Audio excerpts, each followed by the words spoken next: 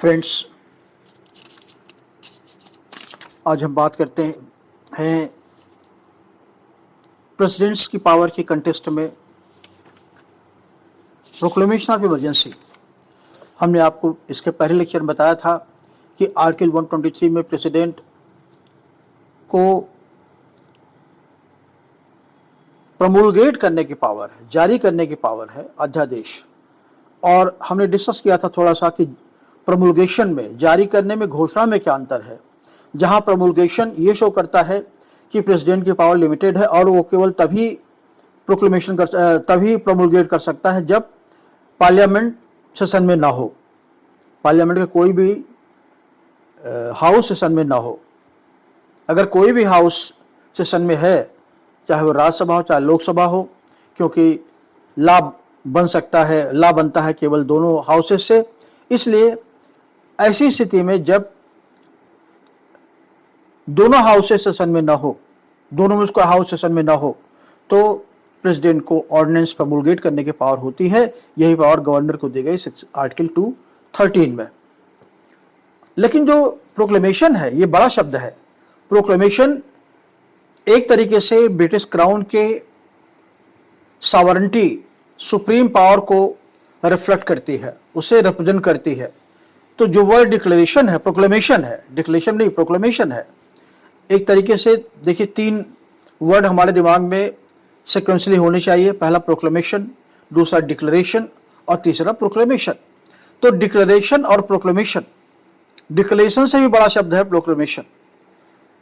जब प्रोक्लेम करता है, इसका अर्थ होता है कि राष्ट्रपति का पार्लियामेंट से कोई लेना देना नहीं है, पार्लियामेंट सेशन में हो चाहे न हो। अगर पार्लियामेंट सेशन में है भी, तब भी वो इमरजेंसी डिक्लेयर कर सकता है, जिसे कहते हैं प्रोक्लेमेशन। तो आर्टिकल 352 में प्रोक्लेमेशन वर्ड यूज किया गया है, जो इसे शो करता है कि इस आर्टिकल की जो थीम है, उसकी सीरियसनेस, उसकी इनडेप्थ कितना इंपॉर्टेंट है, जो आर्टिकल 123 में प्रमोलगेशन वर्ड से बहुत इंपॉर्टेंट है।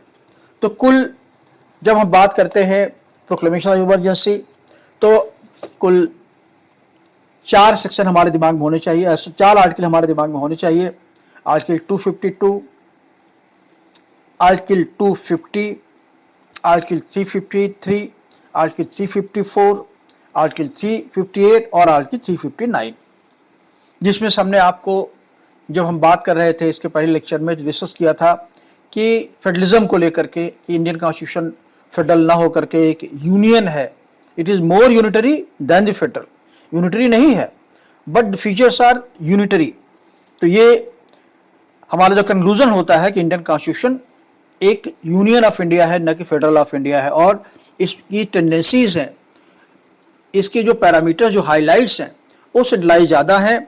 इसका जो पर्पस है वो सेंट्रल को स्ट्रॉन्ग करने का है, क्योंकि कमजोर सेंटर इंडिया अफोर्ड नहीं कर सकता और इंडिया के टूटने खतरा हिस्ट्री में भी जहां जहां सेंट्रल कमजोर हुआ है वहां अधिक होता है। इमरजेंसी पावर्स इसी की एक कड़ी है। जब आप प्रेमबिल में देखेंगे तो प्रेमबिल में unity and integrity of India की बात की गई है।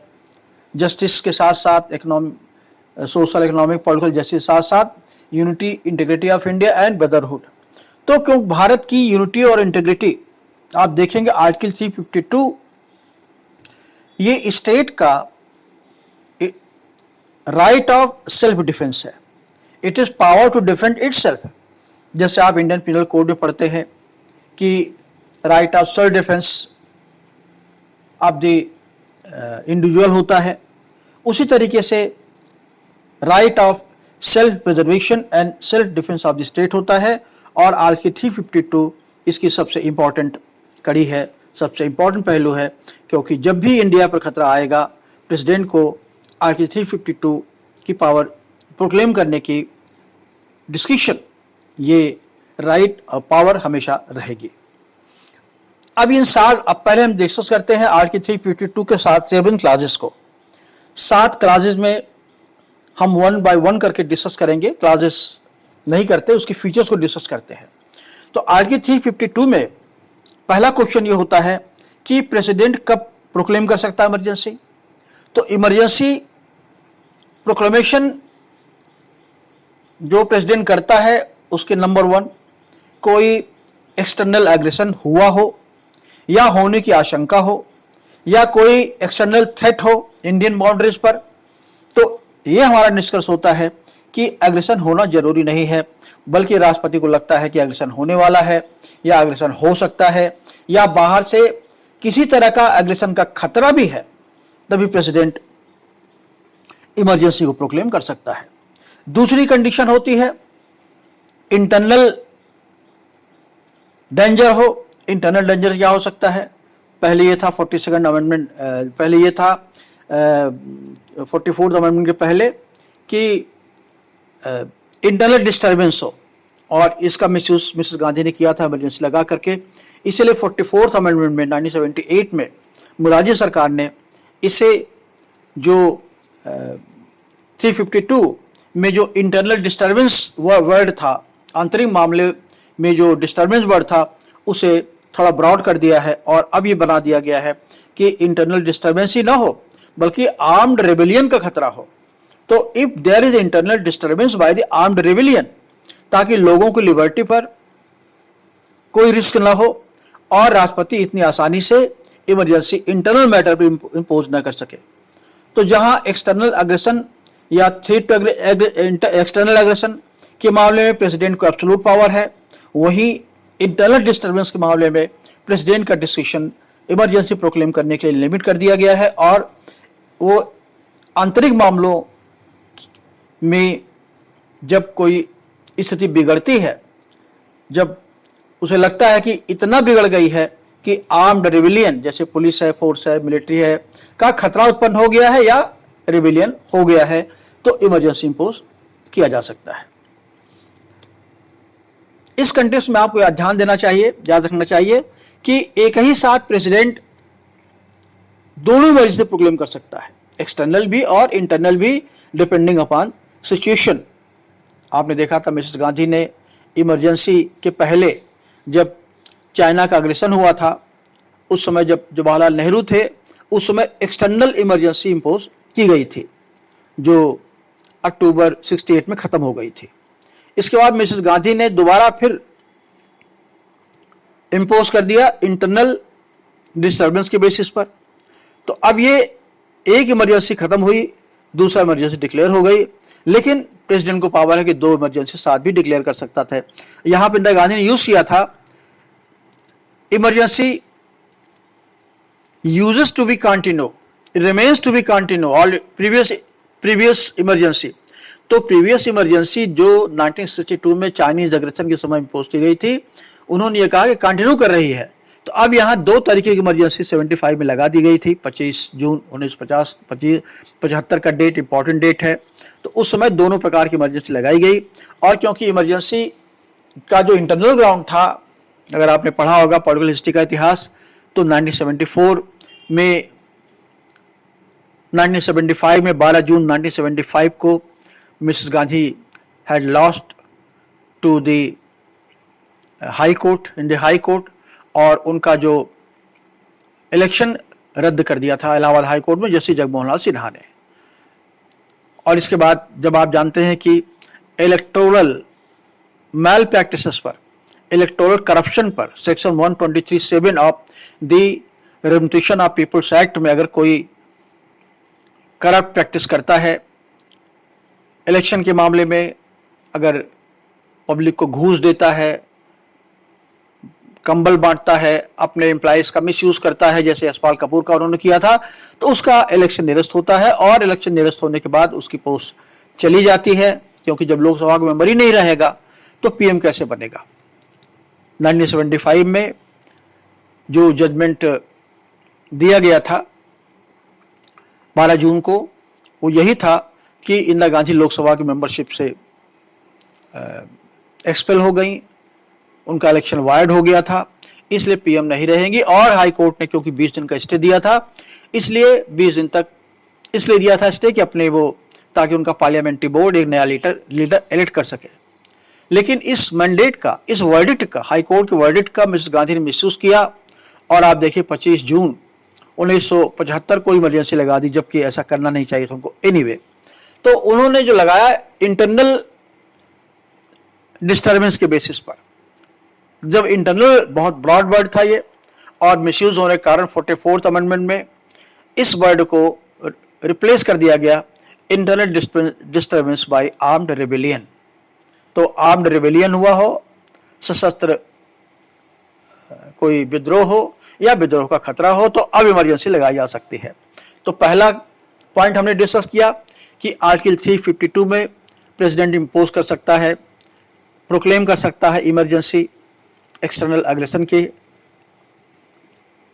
होने पर या एक्सटर्नल अग्रेशन के खतरा होने पर, आशंका होने पर, या इंटरनल डिस्टर्बेंस अगर है।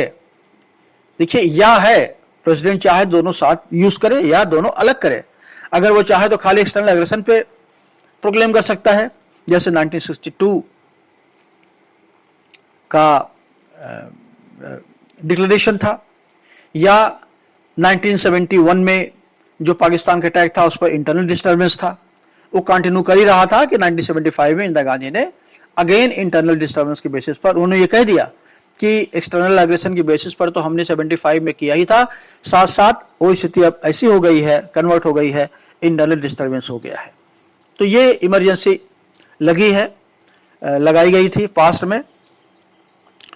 तो एक तो एक्सटर्नल एग्रेशन होना जरूरी नहीं है, अगर एग्रेशन का खतरा भी है, प्रेसिडेंट को अप्रहेंशन भी है, थ्रेट भी है, तब भी इमरजेंसी वो इम्पोज कर सकता है। और दूसरा है internal disturbance if it extend to the armed rebellion.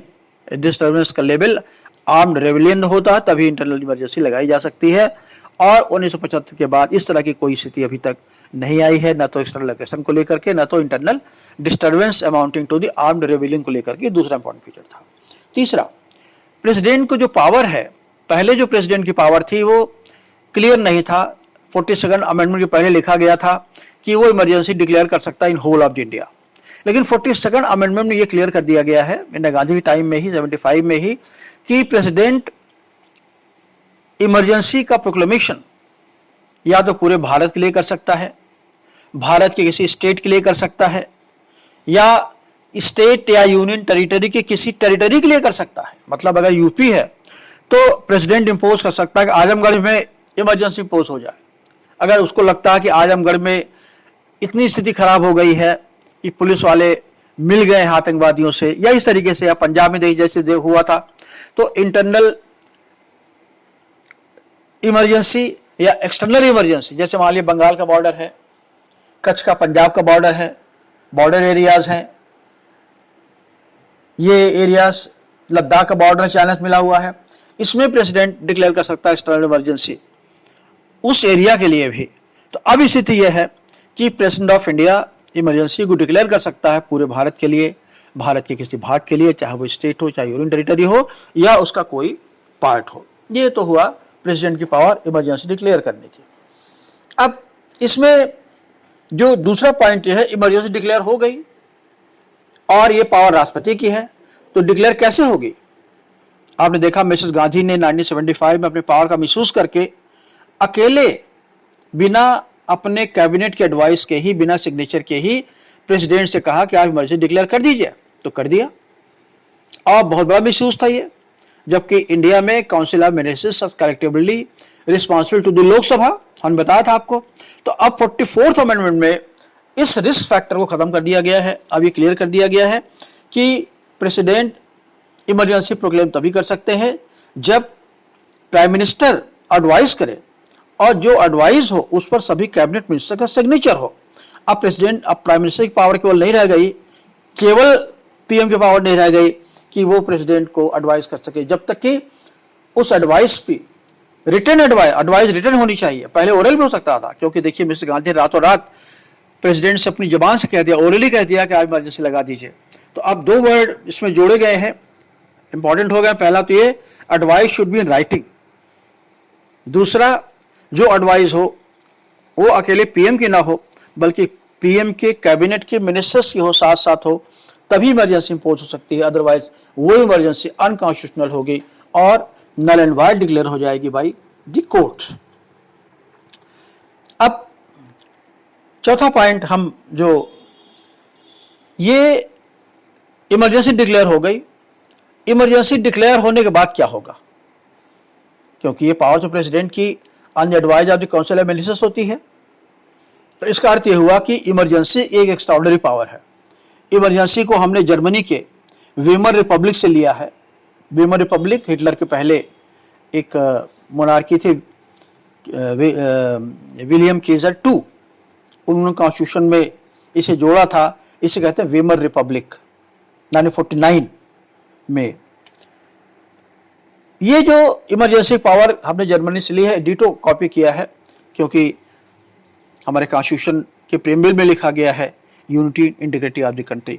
जब कंट्री को आंतरिक रूप से या बाहरी रूप से कोई खतरा हो या खतरा आ चुका हो, इमिनेंट हो गया है, डेंजर इज इमिनेंट, इतना आसान हो गया है कि कोई स्टेप लेना जरूरी नहीं है, तो प्रेसिडेंट इसे इम्पोज कर सकता है। जब प्रेसिडेंट इसको इम्पोज करेगा तो ये केवल 1 महीने के लिए होगा।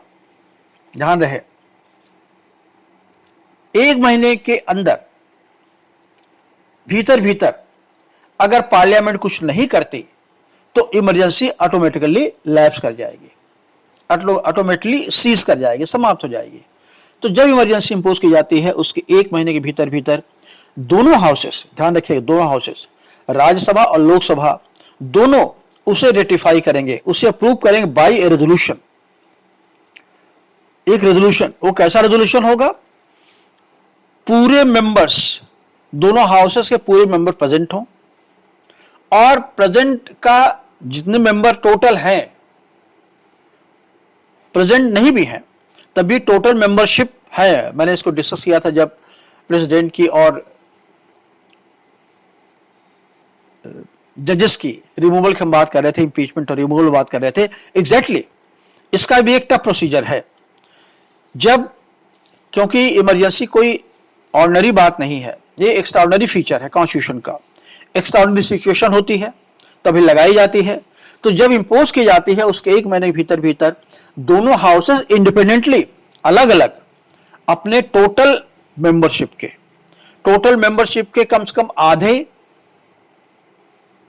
और आधा का कैलकुलेशन ऐसा हो, आधे मेंबर्स कम से कम इतने हो जो प्रेजेंट एंड वोटिंग का 2/3 हो। तो टोटल मेंबरशिप का आधा और जो प्रेजेंट हो उनका 2/3। ये बहुत टफ क्राइटेरिया होता है अप्रूव कर पाना, क्योंकि खाली अगर ये लिखा होता present and voting of the total membership जैसे राष्ट्रपति की, तब भी ठीक था। अगर ये लिखा होता present membership 2/3 of the present and voting, तो भी ठीक था। अब यहां 2 पैरामीटर बना दिया गया। एक तो ये कि टोटल मेंबरशिप का कम से कम आधा हो और जो लोग मतदान करें उनका 2/3 हो। अगर 2/3 बहुमत से ये अप्रूवल हो जाता है तो प्रेसिडेंट का जो डिक्लेरेशन है, प्रोक्लेमेशन है, वो 6 महीने तक के लिए वैलिड हो जाता है।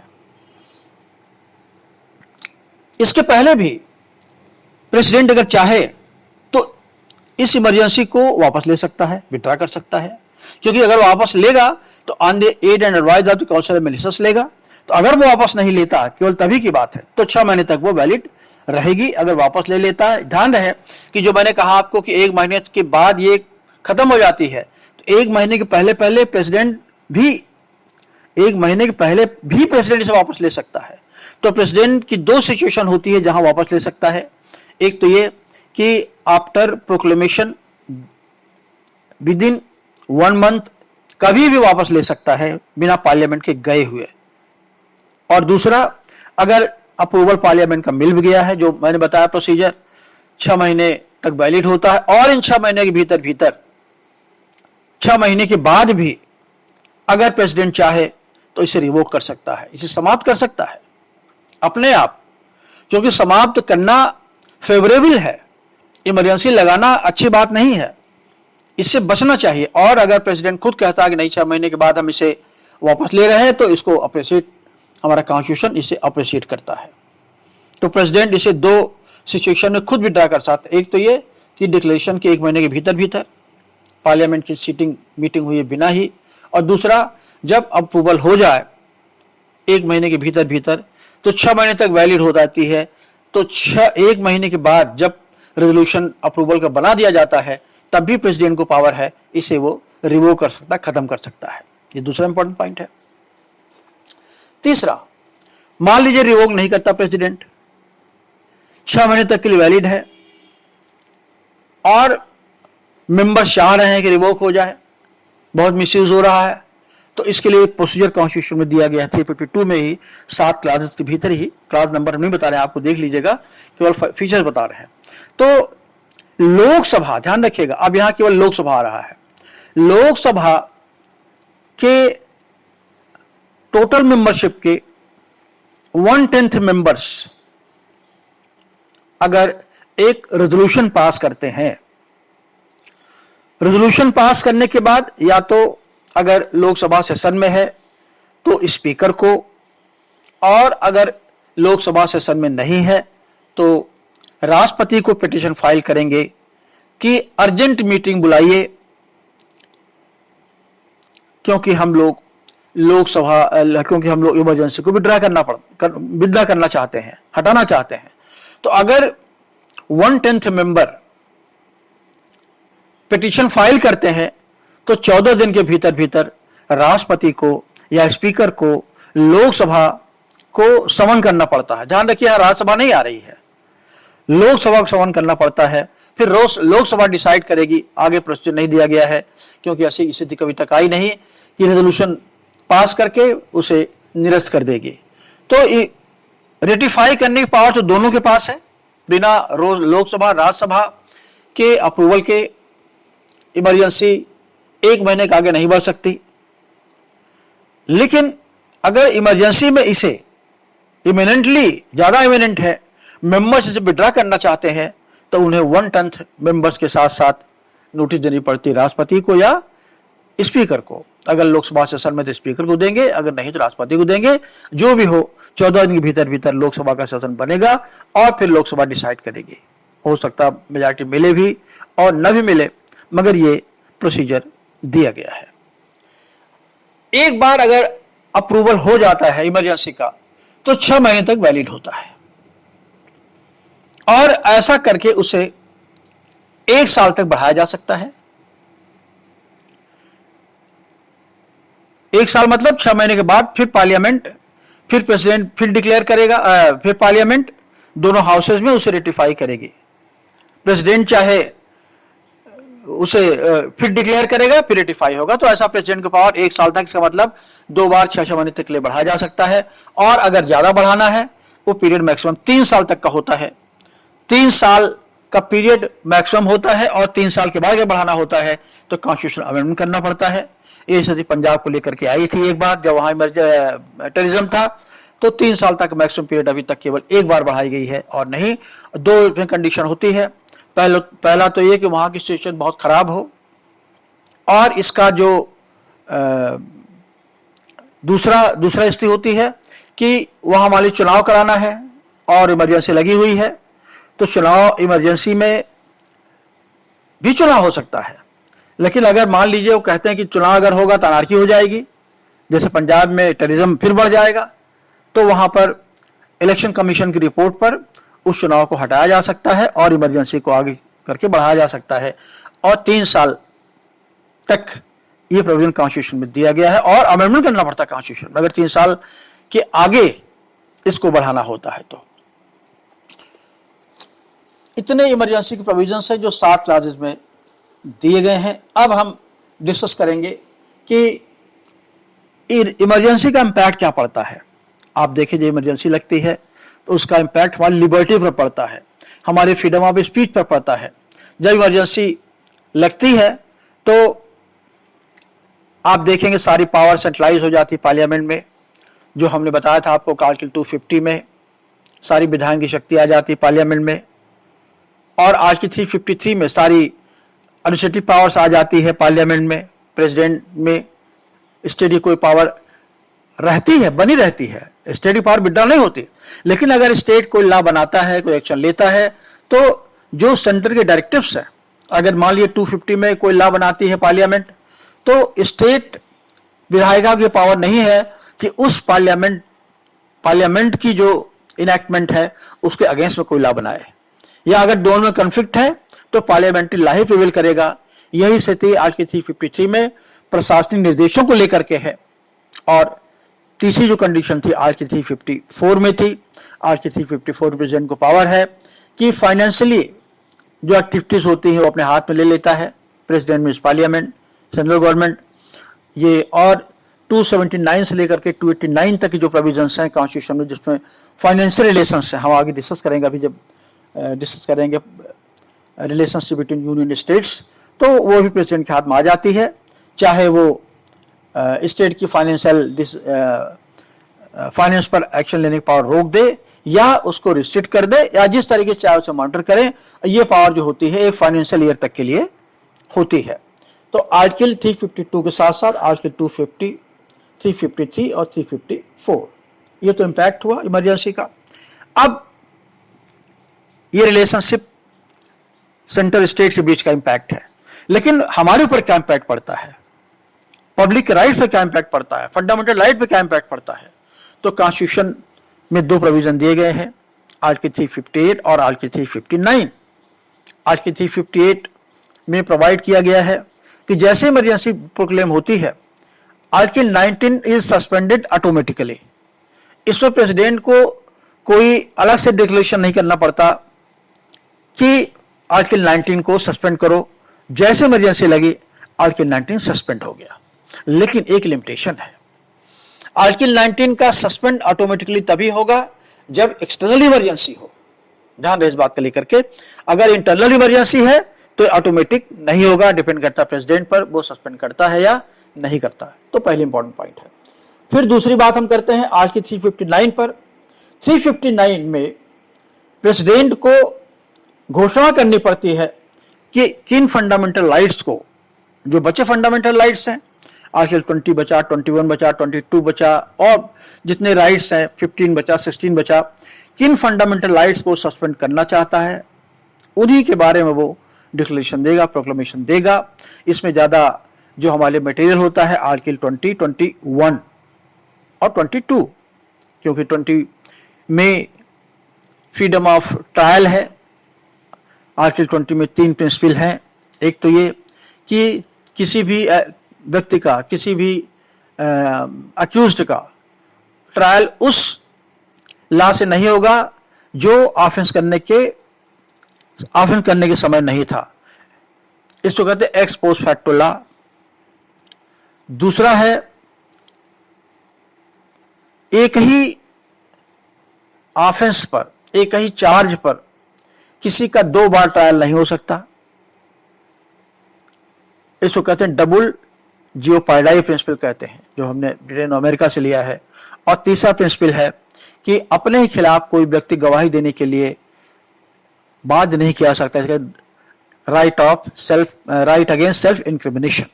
ये 3, तो इसको प्रेसिडेंट सस्पेंड कर सकता है। जब सस्पेंड कर दिया इसका मतलब रेट्रोस्पेक्टिव लिए आपको पनिश कर सकते हैं, एक ही ऑफेंस के 2 बार पनिश कर सकते हैं, कोई ये नहीं क्लेम कर सकता। तीसरा, किसी अभियुक्त के खिलाफ कोई व्यक्ति अपने अगेंस्ट गवाही देने के लिए, साक्ष्य देने के लिए बाध्य भी किया जा सकता है।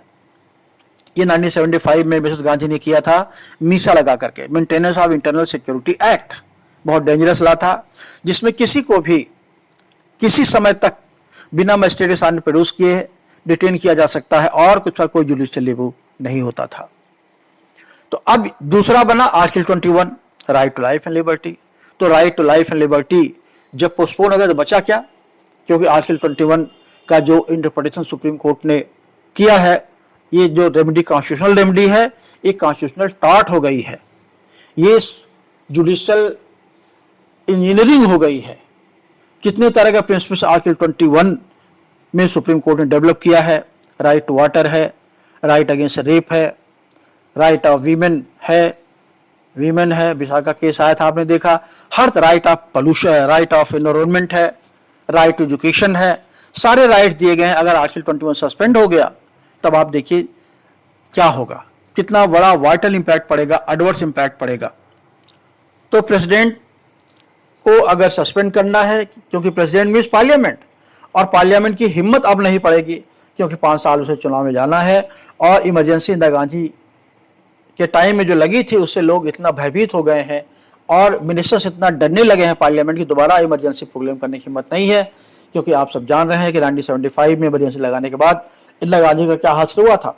77 में वो बुरी तरह चुनाव हार गई थी और मिनिस्टर्स को भी, लोकसभा के मेंबर्स को भी बार बार चुनाव में जाना होता 5 साल के बाद। इसलिए अब दोबारा ऐसी कोई गलती नहीं कर सकते कि आर्टिकल 20, आर्टिकल 21 को वो सस्पेंड करें। मगर क्लासिकली एकेडमिक पर्पज से हमें जानना जरूरी है कि अगर सस्पेंड करेंगे तो क्या होगा। सबसे बड़ी इंपॉर्टेंट है कि आर्टिकल 21, 20 भी छोड़ दीजिए, 21 right to life and liberty है और किसी भी फंडामेंटल राइट का वायलेशन, चाहे आर्टिकल 14 हो, 15 हो, 16 हो, 23 हो, 22 हो, 21 हो, 19 हो, 19 सस्पेंडेड ऑलरेडी ऑटोमेटिकली है। किसी भी राइट का वायलेशन अगर होता है तो आपको रेमेडी दी गई आर्टिकल 226 ऑफ द कॉन्स्टिट्यूशन में और आर्टिकल 32 ऑफ द कॉन्स्टिट्यूशन में, और आर्टिकल 32 भी फंडामेंटल राइट है। तो जब सब फंडामेंटल राइट को सस्पेंड कर दिया प्रेसिडेंट ने स्पेशली डिक्लेयर करके, तो आप कैसे कोर्ट जाएंगे? गवर्नमेंट कितनी भी एट्रोसिटी करेगी आपके खिलाफ, कितनी भी क्रूएल्टी करेगी, कितनी भी ओवर हैंडेडली बिहेव करेगी, आप कुछ नहीं कर सकते। और इस तरह का केस, इंपॉर्टेंट केस, पहला अकेला केस आया है एडीएम जबलपुर वर्सेस शिवाकांत। इसमें जब अरेस्ट डिटेन किया गया, इमरजेंसी लागू थी, मीसा बना दिया था इंदिरा गांधी ने, maintenance of internal security act. हमने बताया था आपको कि ये कितना जब चाहे तब किसी को गिरफ्तार करके डिटेन कर दे बिना अनलिमिटेड पीरियड तक के लिए, without going into the court. और fundamental right to remedy article 226 भी सस्पेंडेड है, क्योंकि फंडामेंटल राइट वो भी है। 32 स्पेशल सस्पेंडेड है। जब सस्पेंडेड हो गया 21 के साथ 32, तो कोर्ट में जाने की रेमेडी भी खत्म हो गई। तो इस केस में 5 जजेस की बेंच थी, जिसमें जस्टिस भगवती और चार खन्ना मेन थे। इसमें मेजॉरिटी ने जजमेंट दिया कि अगर फंडामेंटल राइट सस्पेंडेड है तो आप हैबियस कॉर्पस में सुप्रीम कोर्ट आर्टिकल 32 में नहीं जा सकते। बड़ा खराब जजमेंट है, dark side of the judiciary कहा जाता है इसको। और इसी में आप देखिए जस्टिस आर खन्ना का एलिवेशन सुप्रीम कोर्ट में चीफ जस्टिस में होना था, उनका नंबर था, उनका नहीं किया मिस्टर गांधी ने, क्योंकि उन्होंने डिसेंडिंग ओपिनियन दिए थे। अकेले 5 जजेस की बेंच में अकेले आचार खन्ना थे जिन्होंने ये कहा था कि आर्टिकल 32 को सस्पेंड नहीं कर सकते आप, फंडामेंटल राइट है। क्योंकि उनका कहना था कि भले कॉन्स्टिट्यूशन ये कह रहा हो आर्टिकल 359 में कि हमने फंडामेंटल राइट सस्पेंड कर दिया है, लेकिन कॉन्स्टिट्यूशन के ऊपर भी एक प्रोविजन है जिसे गॉड ऑफ द लॉ कहते हैं, भगवान कहते हैं कानून का, वो है रूल ऑफ लॉ। डायसी का प्रिंसिपल कैल्सन का गंड नॉर्म है। जिस तरह लोग ऊपर भगवान को मानते हैं, उस तरह इस धरती पर लीगल वर्ल्ड में, कॉन्स्टिट्यूशन की दुनिया में, लॉ की दुनिया में डायसी के रूल ऑफ लॉ के प्रिंसिपल को फॉलो किया जाता है। और एच.आर. खन्ना ने कहा कि रूल ऑफ लॉ के नीचे हमारा कॉन्स्टिट्यूशन है। अगर कॉन्स्टिट्यूशन ने कहता है कि आज से अमेंडमेंट कर दो कि एक पार्टी रूल करेगी, तब आप क्या करेंगे? तब कैसे चैलेंज करेंगे? तब उन्होंने कहा एक प्रोविजन होना चाहिए कॉन्स्टिट्यूशन में, उन्होंने कहा रूल ऑफ लॉ। तो रूल ऑफ लॉ से बड़ा, जिससे आप कह सकते, बाद में सुप्रीम कोर्ट ने कहा basic structure of the constitution नहीं छू सकते, या आप कहिए बेसिक नॉर्म, ग्रैंड नॉर्म, जिसे कैल्सन ने कहा ग्रैंड नॉर्म, जिससे छेड़छाड़ नहीं किया सकता। उन्होंने कहा जा करना रूल ऑफ लॉ, और बाद में उसको पनिश किया गया। उनका elevation as a chief justice नहीं हुआ।